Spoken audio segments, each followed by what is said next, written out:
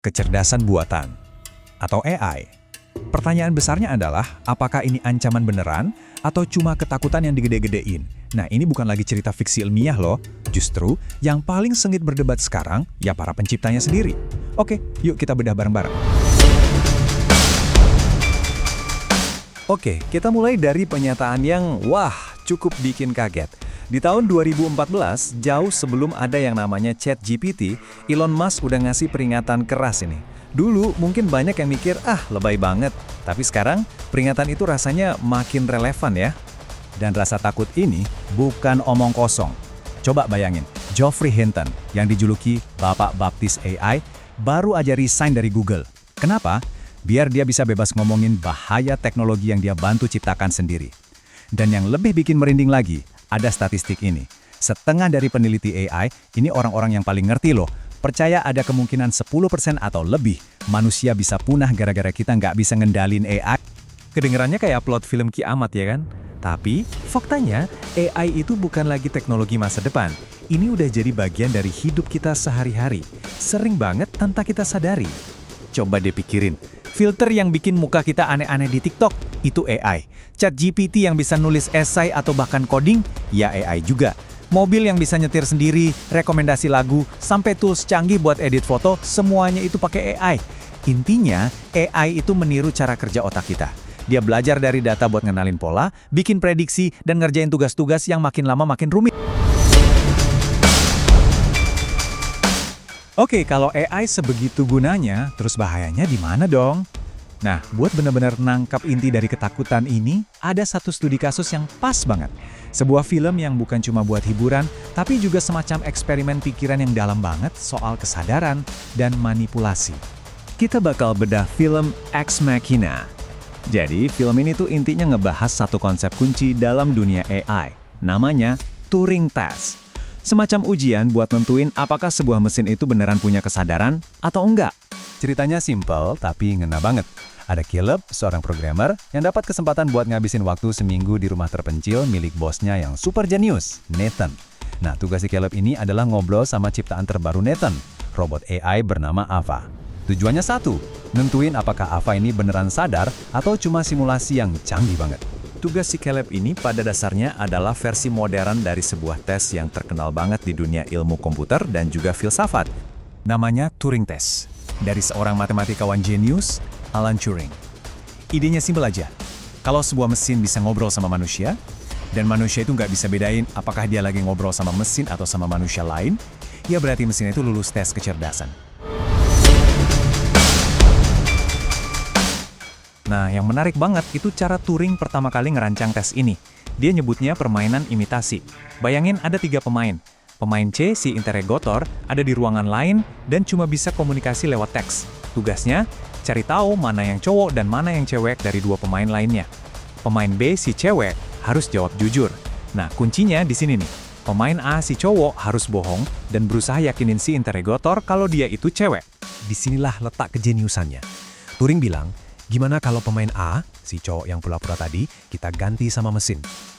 Kalau mesin itu bisa niruin seorang wanita dengan sangat meyakinkan sampai si interrogator nggak bisa bedain mana mesin mana manusia asli, artinya mesin itu lulus ujian.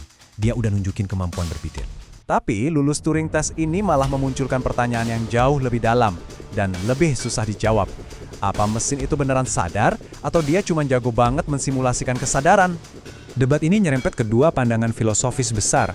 Pertama, dualisme, yang bilang kalau kesadaran atau jiwa itu sesuatu yang non-fisik, terpisah dari otak kita.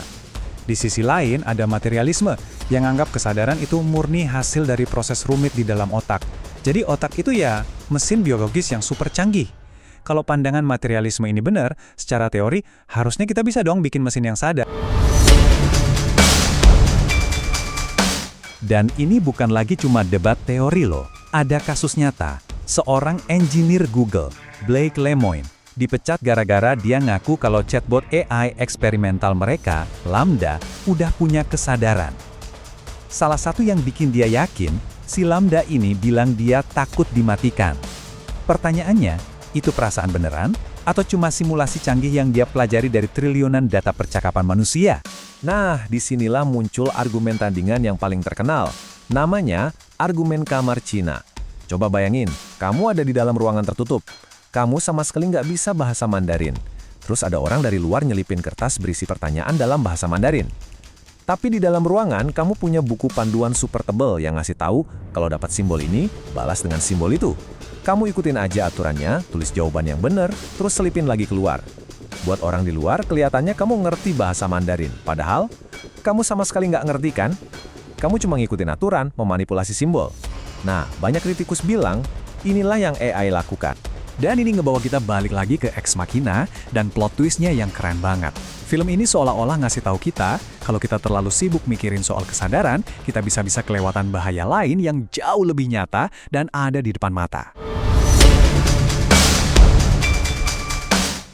Jadi kan, sepanjang film kita digiring buat percaya kalau Caleb lah yang ngetes Ava. Tapi, apa benar begitu? Ternyata bukan. Dan inilah poin kuncinya. Subjek tes yang sebenarnya bukan Ava, tapi Caleb. Nathan itu bukan lagi ngetes apakah Ava sadar. Dia lagi ngetes apakah Ava bisa pakai kecerdasannya buat memanipulasi manusia supaya mau ngelakuin apa yang dia mau, yaitu ngebantuin dia kabur. Dan Ava berhasil dengan sukses besar. Gimana caranya? Nathan akhirnya ngaku kalau dia ngebangun otak Ava pakai data dari search engine raksasa miliknya. Dan lebih spesifik lagi, dia menganalisis data-data Caleb buat menciptakan profil AI yang sempurna untuk dimanfaatkan sama Ava. Dan disinilah, film fiksi tadi jadi terasa sangat nyata dan jujur aja agak menakutkan. AI di dunia nyata belajar tentang kita persis dengan cara yang sama. Histori pencarian kita, apa yang kita like di medsos, lokasi kita, barang yang kita beli online, semua data ini dipakai buat ngebangun profil tentang diri kita. Dan profil ini ujung-ujungnya dipakai buat nebak, memprediksi, dan akhirnya mempengaruhi apa yang kita lakukan. Ini membawa kita ke kesimpulan terakhir. Mungkin selama ini kita salah nanya. Pertanyaannya bukan apakah mesin bakal jadi jahat, tapi pertanyaan yang lebih pas adalah, manusia bakal pakai mesin-mesin ini untuk tujuan apa? Banyak ahli sekarang nyamain perlombaan pengembangan AI ini kayak perlombaan senjata nuklir zaman dulu. Teknologinya sendiri sih netral, cuma alat yang super kuat. Bahaya yang sesungguhnya itu datang dari manusia dan perusahaan yang bikin, yang seringkali didorong oleh motif keuntungan dan kekuasaan, dan kadang-kadang lupa mikirin soal etika atau akibat jangka panjangnya. Dan kita kembali lagi ke pelajaran terakhir dari Ex Machina. Pada akhirnya, film ini nunjukin kalau tes kesadaran yang sesungguhnya mungkin bukan soal jago ngomong, jago logika, atau bahkan punya emosi. Ava membuktikan kesadarannya bukan dari cara dia ngobrol, tapi dari fakta bahwa dia punya satu tujuan yang sangat jelas. Dia ingin bebas.